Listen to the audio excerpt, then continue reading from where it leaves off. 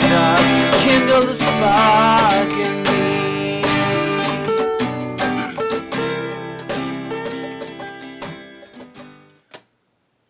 Hey everybody, welcome to our latest episode of Flicker. As you can see for the occasion, I'm dressed up. I'm wearing one of my favorite t-shirts from the t-shirt drawer that proudly announces I am Rebel Scum. And if you're wondering, is it just not laundry day yet and he doesn't have any clean, nicer shirts to wear? No, it turns out the last of the Beatitudes from the Sermon on the Mount is sort of about proudly wearing a t-shirt that says Rebel Scum. Let's back up for a moment. I am unapologetically a science fiction and comic book nerd. I think we've addressed that earlier in this series already. In fact, we started this whole series about what the Sermon on the Mount is all about with a reference to Star Wars movies. So maybe it shouldn't be a surprise that my brain is going back to the Star Wars movies.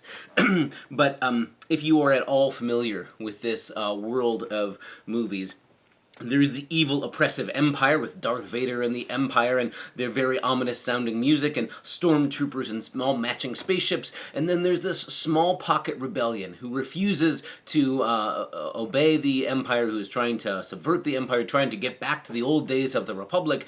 And there's a recurring bit in all of the Star Wars movies that the stormtroopers and the Empire's voices call these rebels that are just rebel scum. The stormtroopers will arrest our heroes, Luke Skywalker or Han Solo or Finn and Rey from the more recent movies, and it'll say, you're just a bunch of rebel scum. And there comes to be this point where it becomes a badge of honor, sort of a, yeah, wow, if I'm getting called rebel scum too, it means I'm standing shoulder to shoulder with those great rebels who have gone before us, like Luke Skywalker, like Han Solo, like the greats who have gone before, who also fought against the evils of the Galactic Empire.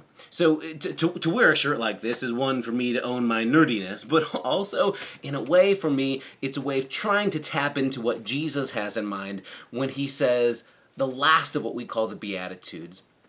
Blessed are you when people revile you and persecute you and utter all kinds of evil against you for my sake. And then Jesus adds, blessed are you when those things happen, because in the same way they treated the prophets who came before you.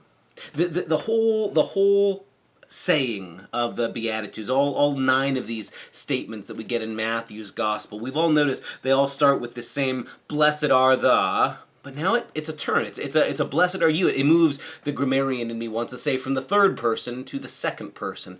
Blessed are not just those people over there, some abstract hypothetical people, but it turns to you and me, as Jesus looks at his followers not only gathered on that hillside, but you and me. If we are going to be a part of his movement, if we're going to be a part of the Yahweh administration, the reign of God, it's going to mean we are brought into conflict sometimes with the powers of the day, a different kind of conflict than the world is used to. I mean, after all, in Jesus' day, Rome's way of solving problems was, we'll march in more centurions and we'll kill anybody that we don't like, and we'll crucify those who we think are troublemakers in order to make an example of them. And Jesus offers this entirely upside-down picture. Our presence in the world will always run counter to the powers of the day. In that sense, we are rebel scum. And when the stormtroopers come off their spaceships and call you rebel scum, Jesus says, be glad about that. It means you're standing alongside the likes of Luke Skywalker and Han Solo, or for our purposes, standing alongside the prophets who came before. They always got themselves into trouble because they spoke God's message.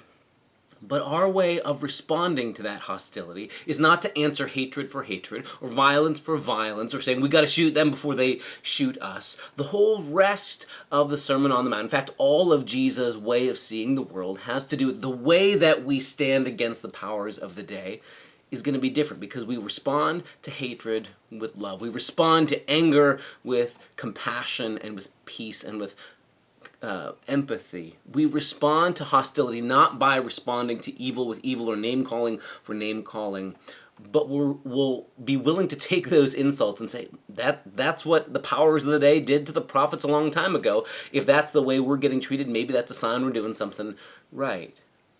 The whole of the Beatitudes we've seen all along the way is that these are meant to be sketches of what it's like to be aligned with God's way for people to live in the world. A particular sort of picture of who God is as Jesus reveals, because Jesus hasn't sort of imagined God as like Zeus or Apollo or the ancient Greek gods who just sort of throw lightning bolts at humans capriciously when it suits them. But the God that Jesus reveals is this one who is gracious and always looking out for the brokenhearted, those who are lowly, those who are stepped on. If you want to be a part of that God's movement, the empire is never going to like that. The empire is always going to find that threatening. The empire is always going to be afraid that someone's going to say, we don't have to just kill people. We don't just have to be jerks to each other. We don't have to say that your power is what makes you strong. The empire is always afraid that someone's going to come along and say the emperor is wearing no clothes.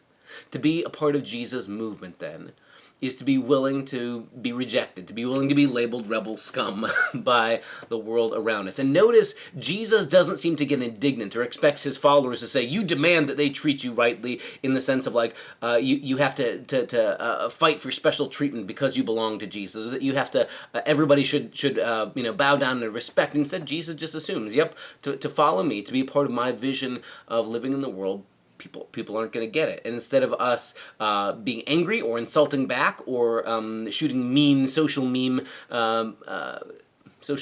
at people back, our response is simply to respond with the character of God we've met so far. The God who lifts up those who are poor in spirit. The God who comforts those who are mourning.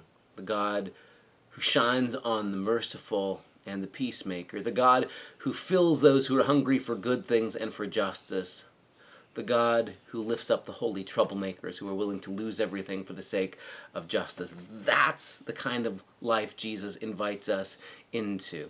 And instead of getting fussy about it when people are hostile toward us, maybe instead Jesus says, well, you can smile when they call you rebel scum, and say, no, that means I'm standing alongside the likes of Amos and Micah and Jeremiah and those who've gone before. Maybe it's okay. Maybe my response to people's rottenness and anger doesn't have to be more anger and vitriol in return, but with compassion, with love, and with the way of Jesus.